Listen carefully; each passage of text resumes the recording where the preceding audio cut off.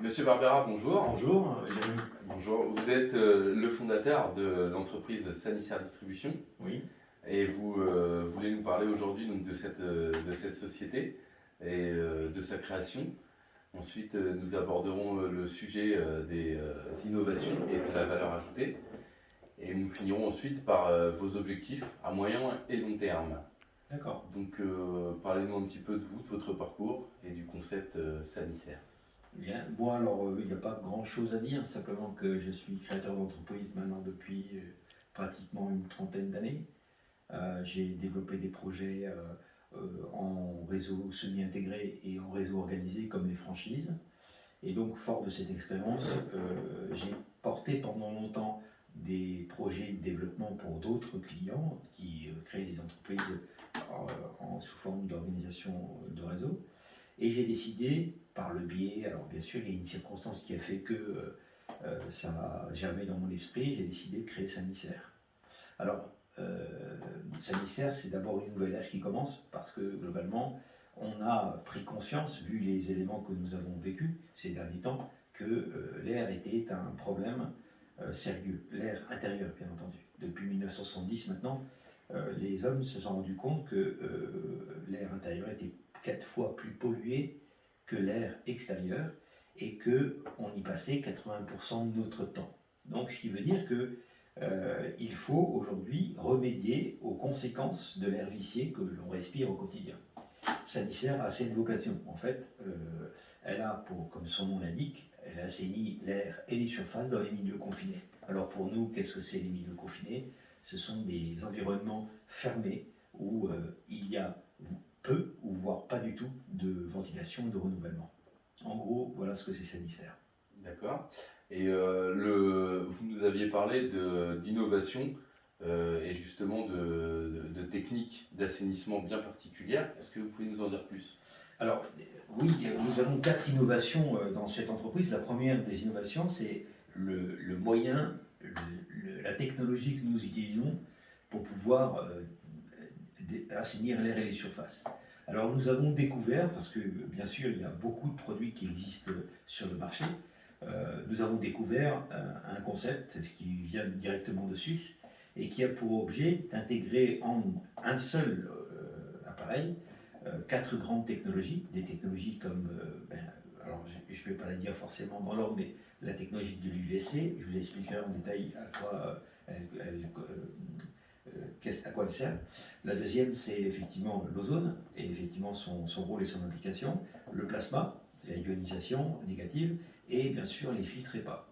Alors, ces 4 technologies eh bien, sont intégrées dans une pyramide design, une pyramide qui peut faire de 65 cm à 108 et qui peut aller de 80 m3 d'air par heure à 500 m3. Alors bien entendu, il va de soi que pour implanter un concept comme celui-ci dans les environnements confinés, il faut faire ce qu'on appelle un plan d'implantation. Néanmoins, ces technologies, elles servent à quoi? L'ozone, ça nettoie, en fait, hors présence humaine, bien entendu. C'est un puissant désinfectant et qui va détruire tout ce qui est vivant. Alors, ça part des particules, des microbes, des moisissures, et même on peut aller jusqu'à la dératisation, puisque tout ce qui est vivant est assaini. Par la deuxième, une fois que le système ozone est, alors je n'entrerai pas dans les détails techniques, une fois que l'ozone effectivement a fait son effet, il y a un traitement de l'air qui va se produire 24 heures sur 24, et donc l'air va passer au travers de tubes UVC et va désaffecter tout ce qui est flottant, notamment tout ce qu'on y respire ou ce qu'on y met dans les pièces. Ce qui veut dire qu'une fois qu'Assainisse agit, globalement, la pièce, elle est totalement stérile. Bien entendu, ça n'empêchera pas que les individus qui y rentrent doivent se laver les mains avant de rentrer, bien sûr, et tout ce qu'ils vont toucher, forcément, ils vont globalement être désaffectés, en l'occurrence. Alors ça, c'est pour la première technologie. On l'appelle donc Sanistech. D'accord. La deuxième innovation que nous avons dans l'entreprise, c'est que nous avons créé une plateforme qui s'appelle SanisJob, et elle permet effectivement d'apporter à un certain nombre de gens, comme les auto-entrepreneurs ou des entreprises existantes qui veulent soit compléter, soit créer du chiffre d'affaires, s'inscrire en tant qu'adhérent et on leur fournit en fait un packaging complet qui comprend la formation, l'accompagnement, qui comprend un kit de mise en service, c'est-à-dire un appareil pour mesurer l'air, c'est aussi la formation continue, c'est-à-dire que le client l'adhérent va chercher auprès d'une plateforme des éléments de mise à jour par rapport à la connaissance du métier, par rapport à la connaissance de la réglementation, et on va l'accompagner sur le terrain pour déployer son chiffre d'affaires. Voilà. Donc, ça, c'est la deuxième technologie. La troisième, c'est que nous travaillons comme des médecins généralistes. Et en effet, nous avons créé ce qu'on appelle SANIS Eco, qui est un audit de durabilité.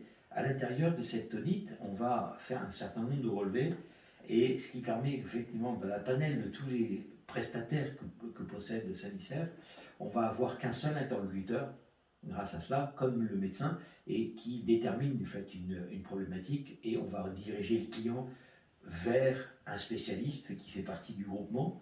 Mais le client, il aura le sentiment d'avoir un seul, effectivement, interlocuteur, et ça va permettre effectivement d'ouvrir un débat sur la durabilité, sur l'écologie, sur la biodiversité.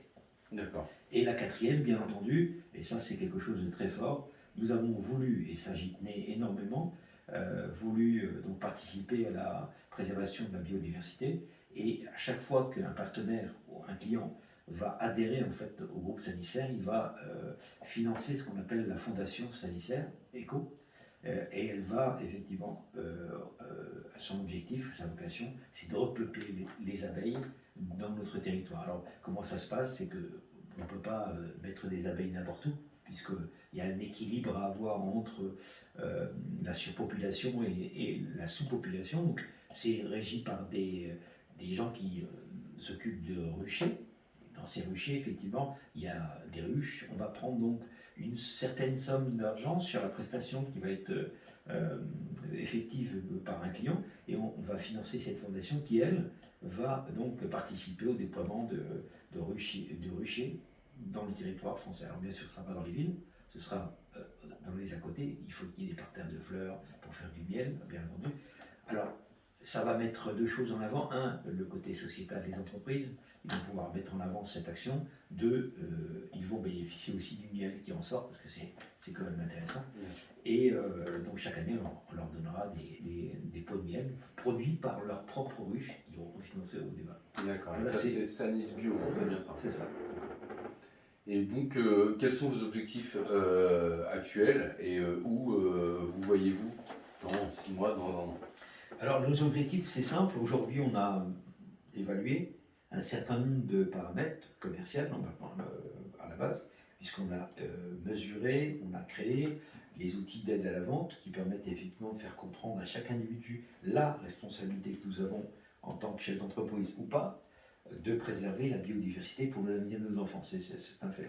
Donc Sanisaire veut devenir un acteur majeur en matière de développement, et donc par ses actions, elle va rééduquer, alors je ne dis pas que les gens ne le sont pas, mais elle va réapprendre à certaines personnes à faire les bons gestes de préservation. Alors c'est vrai qu'on a commencé par faire le tri sélectif, on en parle tous dans les produits bio, mais en fait derrière tout cela, Sanisaire apporte aujourd'hui à un certain nombre de professionnels, les moyens de répondre aux réglementations sur l'assainissement de l'air. Deux, ça va permettre aussi d'assurer la sécurité sanitaire des salariés et du public qui vient en entreprise. Alors là, nous en sommes aujourd'hui à avoir déployé sur la ville de Rouen, en fait, un certain nombre de partenaires déjà présents. Nous allons diviser la France en 5 grandes régions, comme un peu la France Télécom. La région 1, c'est la région nord-ouest. La région 2, c'est la sud-ouest. Après, la région 3, c'est sud-est. La région 4, c'est nord-est. Et après, Paris, c'est la 5e région. Nous avons déjà pourvu celle du sud-ouest par donc un partenaire qui va y participer, et celle du nord-est, qui est un partenaire qui va prendre en plus la Belgique, le Luxembourg. D'ici fin 2023, on sera présent dans toutes les grandes villes de France, les plus de 100 000 habitants. Il y en a à peu près 37, on sera à peu près 370 collaborateurs qui vont distribuer la prestation de services sanitaires. Ça, c'est un fait. Alors aujourd'hui, on en est où? Simplement, on est à la première levée de fonds qui était prévue. On va donner la possibilité à chaque professionnel, comme nous, comme vous, comme d'autres, de pouvoir participer au déploiement de cette entreprise qui a pour vocation de préserver la biodiversité. Donc, on va pouvoir donc rechercher l'investissement sans oublier que il y a une défiscalisation qui est prévue dans cet appel de fonds. Alors, aussi, les tickets de base, c'est 250 euros. Et donc, sur ça, vous avez 25% d'abattement fiscal pour les entreprises. L'intérêt, c'est quoi? C'est qu'on puisse participer donc déjà à cette action sociétale, pardon. Et deuxième, c'est d'en ayant un bénéfice en défiscalisant l'entreprise dont on est le dirigeant, en l'occurrence. Bien sûr. Et vous allez utiliser du coup la plateforme Funding, c'est ça? C'est ça. D'accord. Merci. Merci à vous, Monsieur Barbera, c'était très clair.